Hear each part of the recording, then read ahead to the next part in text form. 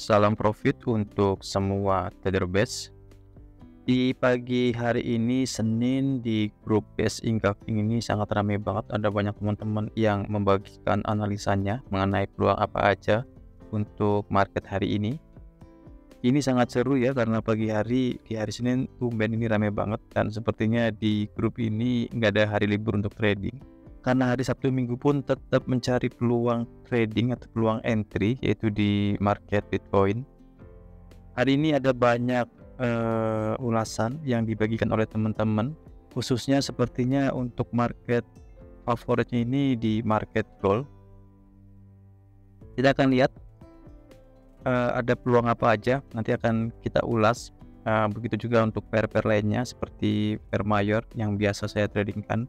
Padahal masih pagi ini, masih jam 10 saya buat video. Teman-teman udah banyak yang profit, yaitu di market gold. Ada banyak teman-teman yang di sini udah entry. Kita akan bahas di video kali ini.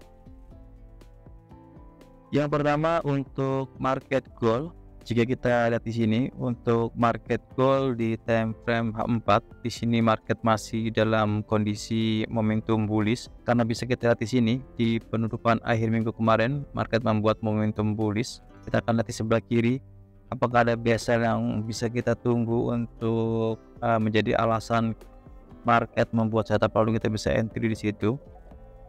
Di sebelah kiri tidak ada base sell di time frame 4, artinya penurunan ini potensinya hanya akan membuat koreksi aja.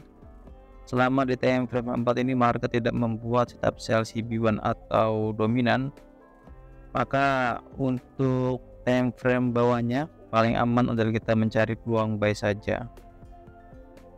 Kita akan lihat di sini di time frame 1.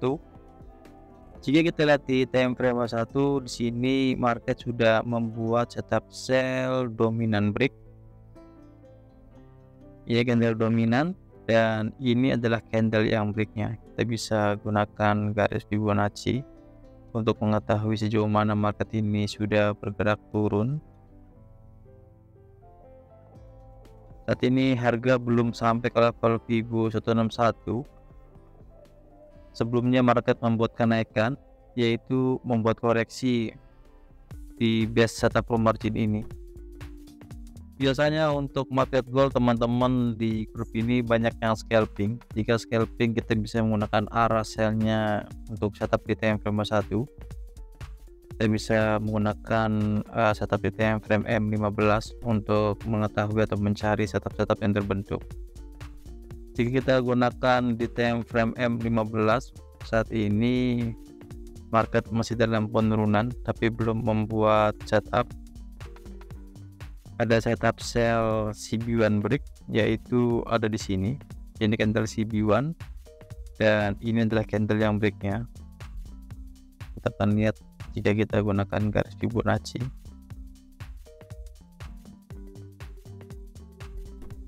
Harga sudah sampai ke level Fibo 161 untuk setup sell di time frame M15. Jika ingin scalping, misalnya di time frame 4 ini market tidak membuat setup sell CB1 atau dominan, artinya peluangnya untuk jangka panjang setiap penurunan adalah koreksi. Tapi jika ingin scalping, kita bisa gunakan arah di time frame 1. Saat ini arahnya di time frame 1 adalah setup sell dominan break, maka di time frame M15 dan di time frame M5 kita hanya menunggu setup sell saja. Jika misal teman-teman entry-nya tidak dengan base atau follow trend di atas setupnya, maka kita bisa gunakan di time frame M15 untuk entry, yaitu setup sell yang terbentuk. Begitu juga di time frame M5. Di time frame M5 juga kita bisa gunakan, karena jika kita di time frame M5, market sudah lebih awal membuat setup. Walaupun jika kita tahu di time frame M5 ini kita perlu berhati-hati karena sering terjadi false setup. Jika di time frame M5, untuk yang pertama adalah setup sell CB1 break, tapi di sini setupnya tidak valid, lalu harga membuat kenaikan lagi. Lalu di kenaikan yang kedua ini market membuat setup sell dominant break, dan saat ini harga turun sudah sampai ke level Fibo 261. Untuk trading lebih baik kita perlu mengetahui arah, apalagi untuk scalping itu adalah paling aman. Kita harus benar-benar mengetahui arahnya. Bagaimana menentukan arah market, yaitu dengan cara menggunakan setup di time frame atasnya. Misalnya kita ingin entry di time frame M5 dan di time frame M15, kita bisa menggunakan setup di time frame H1 karena kita tahu di sini di time frame H1 market membuat setup sell dominant break dan harga belum sampai ke level Fibo 161, maka kita bisa ambil setiap peluang sell yang terbentuk di time frame M15 dan di time frame M5. Berikutnya ada pair Euro USD. Kita akan lihat Euro USD di sini saat ini harga berada di best sell di time frame 4. Kita bisa tunggu di sini. Lalu di time frame 1 kita akan lihat menunggu market membuat setup. Di sini market ada gap, artinya ini sangat ambigu sekali, maka kita tidak bisa ambil peluang di sini. Kita akan abaikan untuk pair Euro USD kecuali dia membuat new high lalu membuat setup yang baru, kita bisa ambil peluang sell di sini. Berikutnya ada pair New Zealand USD. Kita akan cepat aja untuk pair-pair yang tidak memiliki peluang. Kita akan bahas lebih cepat karena durasinya biar nggak terlalu panjang. Untuk pair New Zealand USD pun sama, di sini terdapat best sell yang bisa kita tunggu. Ini best sell-nya. Best sell-nya sangat kecil dan saat ini harga sudah sampai ke best sell tersebut. Best potensial karena sebelumnya pernah direspon oleh market. Ini adalah respon yang pertama, respon yang kedua, dan ini adalah kedatangan yang ketiga, bakal akan direspon oleh market lagi. Kita akan lihat di time frame 1. Di time frame 1 pun sama, market membuat gap, maka kita akan abaikan.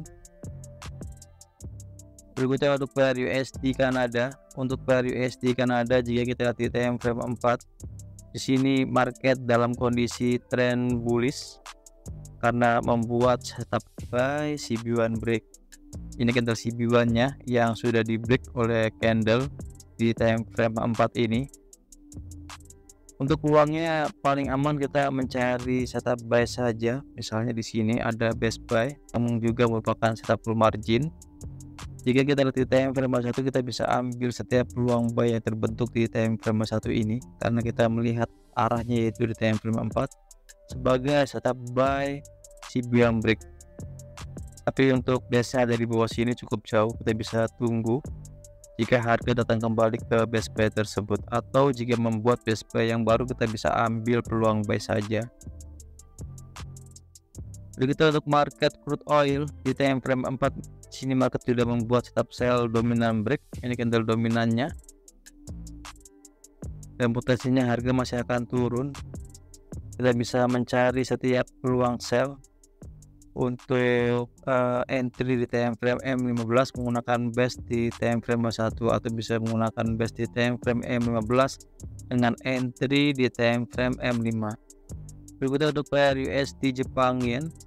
Untuk pair USD Jepang Yen saat ini harga masih melanjutkan penurunannya di time frame 4 ini karena sebelumnya market merespon base sell ini, base sell yang searah dengan trennya karena trennya dalam kondisi trend bearish. Dan di time frame 1 market di sini merespon, tapi cukup berisiko jika ambil peluang sell di sini karena cukup jauh untuk stop lossnya, yaitu ada di atas sini ya, karena di sini market sudah membuat setup sell CB1 break. Ini candle CB1 yang saya tandai. Jika ingin lebih mengecilkan risiko, kita bisa mencari peluang sell di time frame M15, yaitu misalnya tidak terdapat base di time frame M15, kita bisa ambil setiap peluang sell CB1 atau dominan yang terbentuk di time frame M15 ini. Berikutnya untuk pair USD CHF, kita akan lihat di time frame 4. Saat ini harga masih dalam momentum bearish. Harga berada di best buy, tapi kita akan melawan tren di sini. Ini adalah best buy yang saat ini sudah dikunjungi. Jika terdapat setup buy CB1 atau dominan di time frame 1 ini, maka ini merupakan peluang untuk entry buy.